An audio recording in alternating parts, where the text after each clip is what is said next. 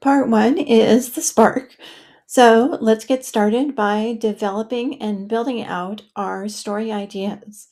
We're starting these story ideas based on two words that we've selected during our prompt session. To learn more about our prompt sessions, you can watch my video on the tilt prompt method that I've linked below.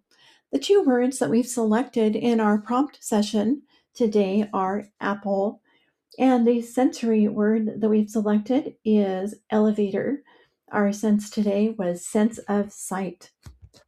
We're now developing our Spark creative writing ideas. We will have four of them today, and all of these ideas are going to be connected to the words apple and elevator. In the first story idea, we have Betty. She is eating an apple on the elevator, and the other person in the elevator comments that Betty is eating too loud. And what is Betty going to do next? You can see that I am now switching to a different color pen in the next story idea. Why do I do this? I want my brain to understand that I'm moving on to the next idea, and using colored pens kind of presses the reset button. So for my second story idea, I have Curtis, and Curtis is working on his Apple computer. He's developing an app that's going to help people determine how long they have to wait for their elevator. He has an idea that he can sell this fast pass elevator rides, and what happens next is dot dot dot. You can see here that I'm starting to play around a little bit with the words. An apple doesn't have to be just an apple that you would eat. It could also be an Apple computer. I encourage you to play around with these ideas during this Story Spark warm-up session. It's a great way to get your brain prepared for when you start writing, and also help you avoid the frustration of facing a blank page. For our next story idea, we have Deanna. Deanna is actually drawing an apple for a school project. She is just about to start painting it when she realizes that she left her paints in the elevator. She races to the elevator and dot dot dot. This prompt, you can write about what happens next to Deanna. And when you're working on these prompts, you can be thinking, is this something that seems really interesting to me? Is this something I would like to move forward with in my story? And sometimes as I'm working on one creative writing prompt, I start thinking about the idea for the next one. For the last creative writing prompt, I am going to grab my purple pen. And for this last one, I am going to have Kevin. Let's have Kevin at the farmer's market. He's choosing which apple he wants. He's going to make an apple pie. Just as he's about to choose the perfect apple, he notices a clown wearing elevator shoes coming up behind him, and the clown starts making jokes about how Kevin is the apple of his eye. Kevin is not very happy about that, and what happens next is dot dot dot. Now we're ready to start working on our micro story, and we're going to start with our story page that we've prepared. You can see that I've taken my 8.5 by 8.5 piece of paper. I've divided it into 4 sections. Each section has a purpose. I have a section for the character, what the character wants, the tilt in the story resolution, and at the very bottom, the last line of the story. Each section also corresponds with a color. So for the character, I have the green pen. The character wants, I have the pink. For the tilt, it is red, and for the resolution, it is blue. To bring in the sense of sound, I ring my angel bell to get things started, and then I physically tilt the hourglass to signify the start of the writing process. My hourglass is 4.5 minutes, so I tilt it twice during the writing process. And you can see that I've started writing my story here with the green ink. This is where I'm introducing Curtis and his story, which I am going to build off the story idea we had during our Spark session. You may wonder why I employ the different colors in the session, and it's for an important reason that goes along with the tilt method. We want to continue to be tilting our brain, resetting our brain, helping our brain understand that it's time to move to the next section as our brain anticipates that we're moving to a new section. We're going to be rotating our page. We're also going to be rotating the color that we're using. And that's an important part of this method. Notice also that my handwriting is messy. I am not worried about my handwriting. I am not worried about correct spelling or punctuation. Sometimes I abbreviate words. Sometimes I use arrows instead of words. My goal is not to have something perfectly written. My goal with the tilt method is always to finish the draft.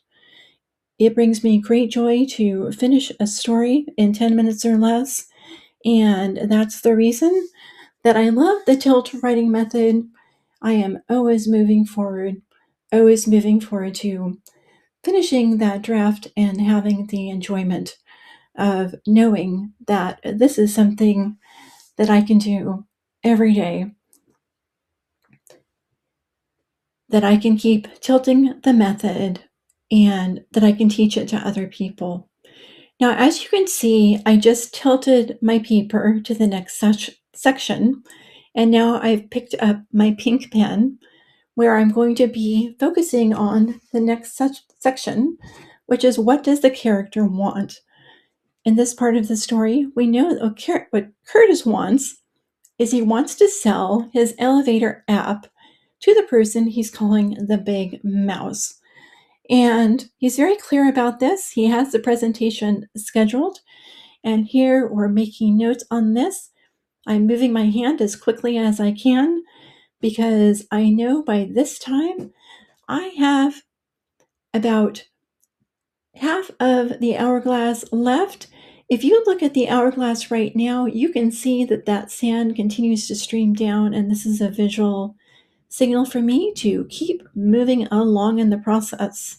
And here we go. Just as I flip my page, tilt my page, I also tilt my hourglass. This means that we are in the second half of our story writing. My hourglass, as I mentioned earlier, is about 4.5 minutes. And so let's see where we can get with this part of the story. The tilt section is an important part of your story. In the tilt section is where you are going to make sure that you introduce something happening. Something is going to happen that is going to prevent your character from getting what they want. So we know what Curtis wants. We know that he wants to sell his app. He wants to make a lot of money. He specifically wants to sell it to the big mouse. And so he set up a time for the presentation, and he is ready to make his elevator pitch, so to speak. And he has the executive team ready to get into the elevator and test everything out. You can see that I physically tilted the paper. We now have our third color, which is red for the tilt, and I continue to write as the sand in the hourglass continues to go down. Remember, at any time that you need to tilt the story, you can add in an element that it could be implausible, it could be something that might never happen, it could be something magical, It's all up to you. Whatever you want to do to keep your story moving forward so that you can finish that draft, that's what's important about the tilt method. As you can see, I have tilted us into the blue section. The blue section for me is where it starts getting really exciting. During this blue section, I know I have about 2.5 minutes left to finish up the story. Sometimes at this point, I know how the story is going to end.